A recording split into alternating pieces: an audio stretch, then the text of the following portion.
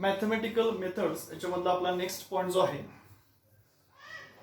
काल आपण triangle of vector पाहिलं. आता पुढचा जो पॉईंट आपण बघणार आहे law of parallelogram of vectors. तर लॉ कशाचा law? Parallelogram of vectors. Vectors असणारा एक पॅरलेलोग्राम आहे, त्याचा असणारा लॉ आपण पाहतोय.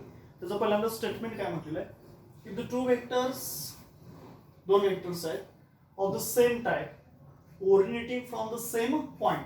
समजा हे दोन वेक्टर्स आहेत, एक आहे हा ओ बी आणि दुसरा आहे ओ ए, सेम टाइपचे आहेत and originating from the same point O, हा पी बार आहे हा क्यू बार आहे, are represented in magnitude and direction. त्याला आपण कशामध्ये रिप्रेझेंट करू? मॅग्नेट्यूड आणि त्याचं असणारं पर्टिक्युलर डिरेक्शन. आता हे जे मॅग्नेट्यूड किंवा डिरेक्शन आहे कशामध्ये? तर bye two adjacent sides of a parallelogram. असणाऱ्या या पॅरलेलोग्रामचे दोन काय आहेत? ऍडजसंट साइड्स म्हणजे लगतच्या बाजू आहेत. दे रिझल्टंट व्हेक्टर. आता ह्या दोघांचा असणारा जो रिझल्टंट आहे तो कसा आहे? तर is given in magnitude and direction. तो सुद्धा एका मॅग्निट्यूड मध्ये आर बारच्या आणि डिरेक्शन कुठून ओ कडून सी कडे दाखवलेला आहे. आणि तो कोण आहे? तर by the diagonal of the parallelogram. तो असणारा जो काही समांतरभुज चौकोन आहे त्याचा असणार तो डायगोनल कर्ण आहे. Starting from the same point. तो सुद्धा कुठून स्टार्ट होतो? सेम पॉइंट पासून स्टार्ट होतो. आता हा झाला आपला law of parallelogram of vectors. काय काय म्हटलं लॉ मध्ये? If the two vectors of the same type, एक ओ ए आहे आणि एक ओ बी, हा पी बार आहे तो क्यू बार आहे. Two vectors of the same type starting or originating from the same point O आहे का? Okay.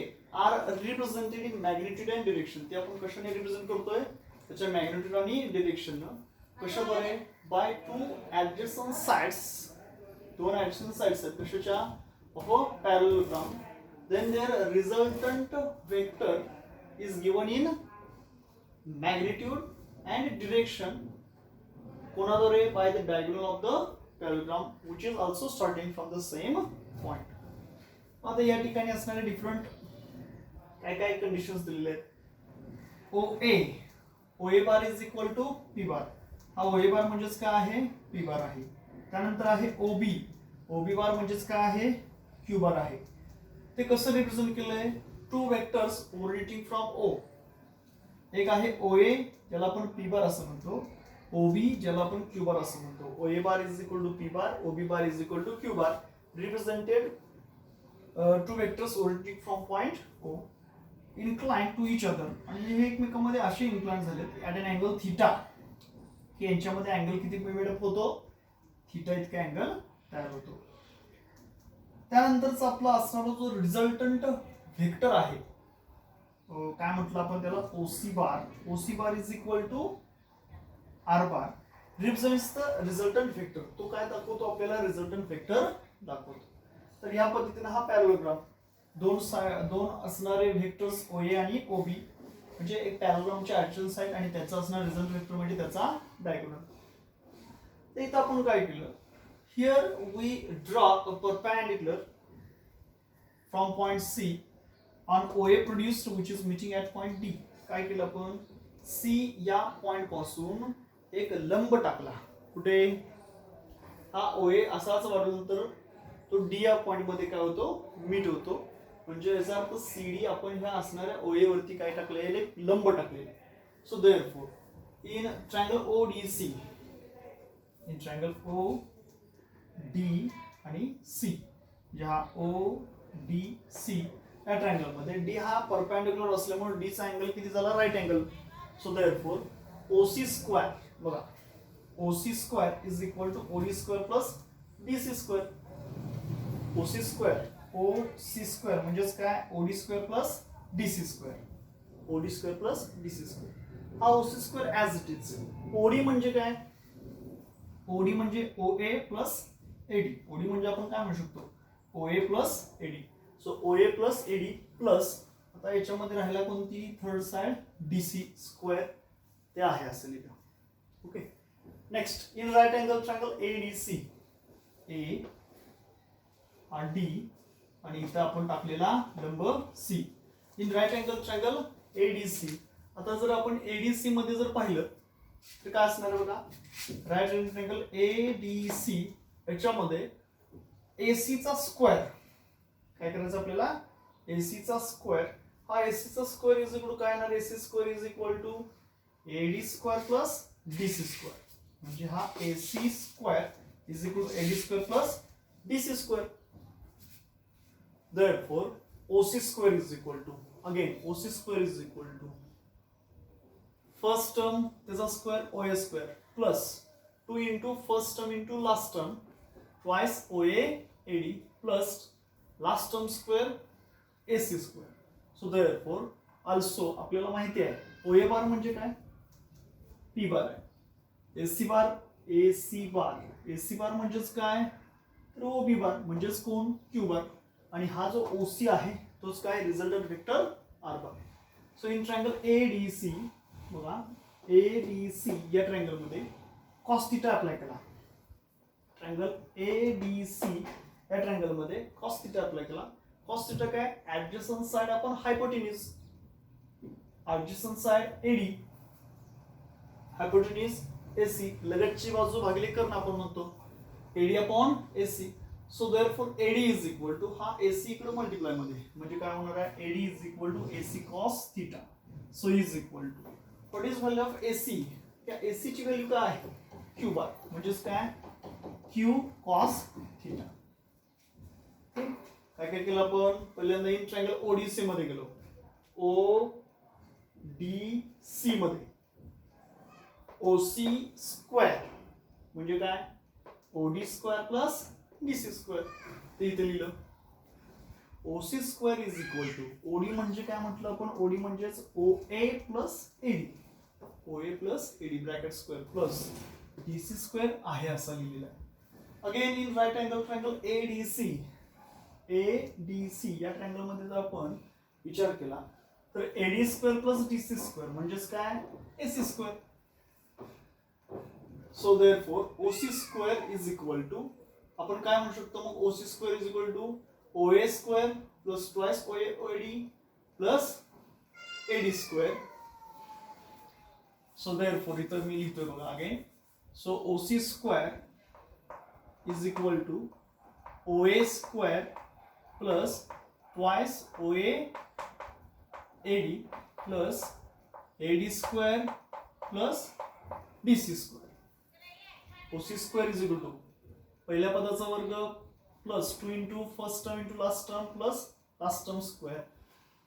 Again DC square as it is, but this AD square plus DC square, AD square plus DC square means AC square.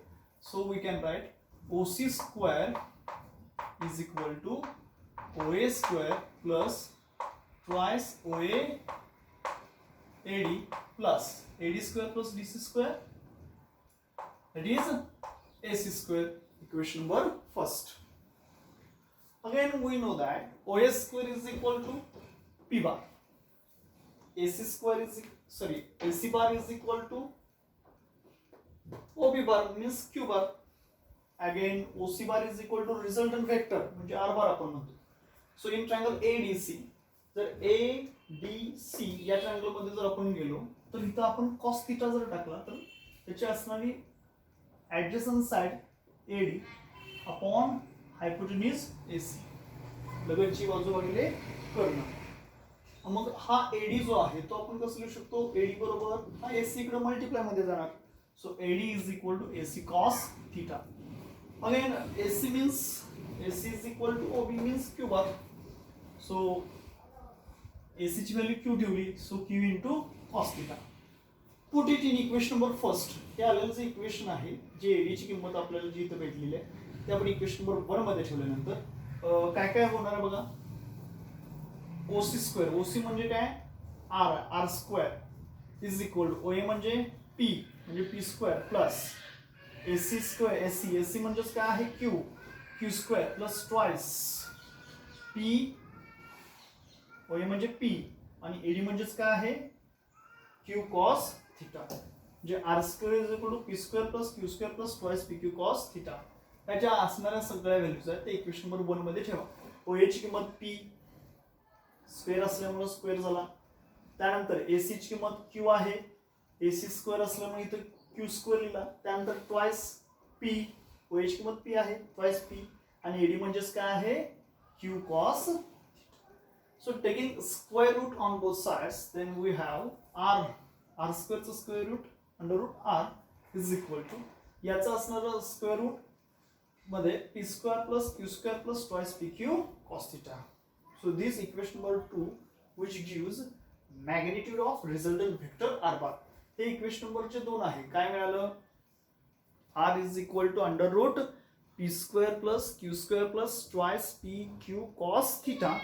हे equation आपल्याला काय देतं त्या असणाऱ्या resultant vector r बार ची value magnitude देतं. ओके, नेक्स्ट आता आपण इथं फाइंड आउट काय करायचं आहे तर त्याची मग डिरेक्शन कुठे आहे हे बघा. इन ट्रायंगल ODC, कुठे ट्रायंगल ODC O हा D आणि C जो आपण पहिल्यांदा कन्सिडर केला तो अगेन ट्रायंगल कन्सिडर करायचा. इन ट्रायंगल ODC बघा, इन ट्रायंगल ODC मध्ये अप्लाइंग टॅन अल्फा. आता इथं आहे तो गॅमा प्रिंटिंग मिस्टेक आहे पुस्तकामध्ये, इथं अल्फा करा. अप्लाइंग टॅन अल्फा ODC मध्ये tan alpha is equal to tan alpha means opposite side upon adjacent side. Opposite side DC, adjacent side OD. So tan alpha is equal to DC upon OD. Tan alpha apply केलं तर काय येणार आहे opposite side DC upon adjacent side OD. So DC upon OD. So therefore tan alpha is equal to DC as it is. What is the value of OD? OD means OA plus AD. OD म्हणजे काय OA plus AD. ते आपण इथे लिहिलं OD म्हणजे OA plus AD. याला आपण म्हटलं equation number 3. From the figure, आता या फिगर पुढे जर आपण पाहिलं तर या ठिकाणी आपण अगेन साइन थीटा अप्लाय करू. साइन थीटा म्हणजे काय तर त्याच्या असणारी opposite side DC upon hypotenuse AC. So sine theta जर अप्लाय केला तर काय लिहू शकतो DC upon AC. So therefore काय DC इज इक्वल टू हा AC इकडे साइन थीटा कडे जाईल म्हणजे DC is equal to AC sine theta. AC ची किंमत Q साइन थीटा म्हणजे आपल्याला DC ची किंमत काय भेटते Q sine theta. Also AD is equal to आणि इथेच आपण काढलेली किंमत आहे AD is equal to AC cos theta म्हणजे Q cos theta. Okay, and OA is equal to P bar. So therefore इकडे tan alpha is equal to DC म्हणजेच काय Q sin theta, OA म्हणजे P आणि AD म्हणजे Q cos theta. तर आपल्याला याच्यामध्ये असणारी त्याची पर्टिक्युलर डिरेक्शन फाइंड आउट करायची आहे. सो therefore हा अल्फा ॲज इट इज, हा जो tan इथं मल्टिप्लाय मध्ये आहे तो इकडे कुठे जाईल डिनॉमिनेटर मध्ये. तो जर अंशामध्ये लिहिलं तर कसं लिहायचं tan इनवर्स. कसं लिहिणार tan इनवर्स.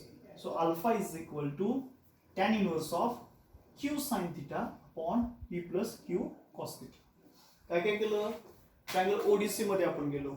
ट्रायंगल ODC मध्ये tan अल्फा ची व्हॅल्यू आपण फाइंड आउट केली. काय लिही tan alpha is equal to DC upon OD. ते आपण लिहिली. OD ची फोड केली काय OA प्लस AD. आता फिगर कडे जर पाहिलं तर साइन थीटाची व्हॅल्यू काय येते sine theta is equal to DC upon AC. DC upon AC मग DC बरोबर काय AC साइन थीटा. मग DC बरोबर काय लिहिलं AC साइन थीटा. AC ची किंमत Q sine theta. Again AD ची किंमत इथे काढलेली आहे Q cos theta. AC cos theta म्हणजे Q cos थीटा. AD ची किंमत आहे AC cos थीटा म्हणजे Q cos थीटा. आणि OA म्हणजे P बार. या सगळ्या व्हॅल्यूज आपण इक्वेशन नंबर 3 मध्ये ठेवल्या. मग काय भेटेल तर tan alpha is equal to DC ची व्हॅल्यू आहे काय आहे Q sin थीटा ती इथे लिहिली. OA ची किंमत P लिहिली प्लस AD ची किंमत Q cos theta.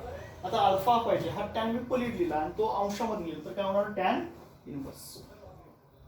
So therefore alpha is equal to tan inverse of Q sin theta upon P plus Q cos theta. This equation gives direction of the resultant vector r bar. He equation आपल्याला काय देतं त्याचे असणारे respective direction देतं. Again समजा जर आपल्याला इथं बीटाची व्हॅल्यू काढायची असेल डिरेक्शन काढायची असेल जो वरचा अँगल आहे वरच्या असणाऱ्या त्या ट्रायंगल मध्ये. So beta is the angle between r bar and Q बार. हा बीटा अँगल आहे कशामधला हा r बार आहे आणि हा क्यू बार आहे. या दोघांच्या मध्ये असणारा जो अँगल आहे तो किती आहे, बीटा इतका आहे. So therefore then direction is given by beta is equal to tan inverse of. आता इथं डिरेक्शन कशी भेटणार आहे, टॅन इनव्हर्स ऑफ अल्फा, तसं इथे beta, tan inverse of Q च्या ऐवजी P sine theta upon P च्या ऐवजी Q P cos theta. Okay, इथं जी व्हॅल्यूज आहेत पी च्या ठिकाणी क्यू लिहायचं आणि क्यू च्या ठिकाणी पी लिहायचं आहे. जर तुम्ही फाइंड आउट केली तर ही एवढीच व्हॅल्यू येते. ओके, काय पहिला आपण लॉ ऑफ पॅरॅलॅलोग्राम ऑफ व्हेक्टर्स. त्याचं स्टेटमेंट काय म्हटलं, if the two vectors of the same type originating from the same point are represented in magnitude and direction by the two adjacent sides of the parallelogram, then their resultant vector is given in magnitude and direction. कशाचं direction, magnetic direction sorry काय आहे तो, तर by the diagonal of the parallelogram. तो काय आहे, त्या समांतरभुज चौकोनाचा डायगोनल आहे आणि which is also starting from the same point. त्यानंतर आपण याच्यामध्ये फिगर मध्ये ओए बार म्हणजे काय म्हटलं, पी बार, ओबी बार म्हणजे काय म्हटलं, क्यू बार. हे काय रिप्रेझेंट करतात, two vectors originating from the point O. And these two vectors p bar and q bar are inclined to each other at an angle theta. So OC bar is equal to R bar represents the resultant vector. तर याच्यामध्ये आपण triangle OD आणि C मध्ये गेलो. In triangle ODC OC square is equal to काय म्हटलं बघा, OC square is equal to OD square plus DC square. Again हा OC स्क्वेअर तसाच OD ची आपण पार्टी केले OA plus AD bracket square plus DC square. तर आता हा जो राईट अँगल ट्रायंगल ADC आहे, जिथं आपण एक परपेंडिक्युलर ड्रॉ केल्यामुळं एक राईट अँगल ट्रायंगल तयार झालेला आहे, त्याच्यामध्ये आपण AC स्क्वेअर ची व्हॅल्यू फाइंड आउट केली, जी काय आली AD square plus DC square. Again हा OC स्क्वेअर इज टू हा ब्रॅकेट आपण एक्सपांड केला आणि याच्यामध्ये हा DC स्क्वेअर तसंच ठेवलेला आहे. मात्र AD square plus DC square म्हणजेच काय आहे, AC स्क्वेअर. याला आपण इक्वेशन वर बोल म्हटलं. आता याच्या जे किमतीज आहेत OA is equal to P, OB is equal to Q म्हणजेच AC असणार आहे तो, OC is equal to R bar. या सगळ्या व्हॅल्यूज आणि ट्रायंगल ADC मध्ये आपण परत आणि इकडे आलो कॉस थिटा अप्लाय केला तर काय येतं, AD upon AC. So AD is equal to AC इकडे गुणाकारामध्ये जाणार आहे. So AD is equal to AC cos theta. AC ची किंमत काय आहे, Q बार आहे, म्हणजे आपण इथे त्याचा मॅग्निट्यूड घेतो Q कॉस थिटा. ही जे आलेले जे व्हॅल्यूज आहेत त्या again put it in equation number first we can write. आता हे OC स्क्वेअर म्हणजे R square, P square sorry AC square म्हणजे Q स्क्वेअर आणि twice OA twice P, AD म्हणजे Q cos theta. Taking square root on both sides, त्याचं square root R येणार आहे, तसं याचं square root under root P square plus Q square plus twice PQ cos theta. हे equation काय देतं, this equation gives the magnitude of resultant vector R bar. आता again in triangle ODC या triangle मध्ये आपण tan alpha is equal to पाहिजे होतं. So tan alpha is equal to CD upon OD. CD म्हणजेच DC upon OD. Again DC तसाच, OD म्हणजेच काय आहे, OA प्लस AD आहे. त्यानंतर फिगरनुसार साइन थिटाची व्हॅल्यू काढली, DC अपॉन AC येते. Sine theta is equal to समोरची बाजू DC अपॉन लगेच कर्ण AC. So DC is equal to AC sine theta. Again AC ची किंमत आपल्याला माहिती आहे काय आहे, Q इतकी आहे, ती Q ची व्हॅल्यू लिहिली. So therefore AD is equal to इथे काढलेलं आहे आपण काय आहे, AC cos थिटा म्हणजे Q cos थिटा आणि OA बार म्हणजे P बार. सो ह्या ज्या काढलेल्या व्हॅल्यूज आहेत त्या आपण इक्वेशन नंबर 3 मध्ये ठेवल्या, म्हणजे काय होणार आहे, tan alpha is equal to BC ची किंमत काय आहे, Q sin थिटा. त्यानंतर OA ची किंमत P आणि AD ची किंमत काय आहे, Q cos थिटा. हा जो tan आहे तो मी इकडे घेतला तर तो अंशामध्ये कसं येणार, tan inverse. So alpha is equal to tan inverse of Q sin theta upon P plus Q cos theta. This equation gives the direction of resultant vector R bar. तर समजा जर आपल्याला हा बीटा हा जो अँगल फाइंड आउट करायचा असेल तर आपण काय म्हणणार आहे, beta is the angle between R bar and Q bar. Then the direction beta is tan inverse of P sin theta upon Q plus P cos theta. So this is the law of Parallelogram of vectors.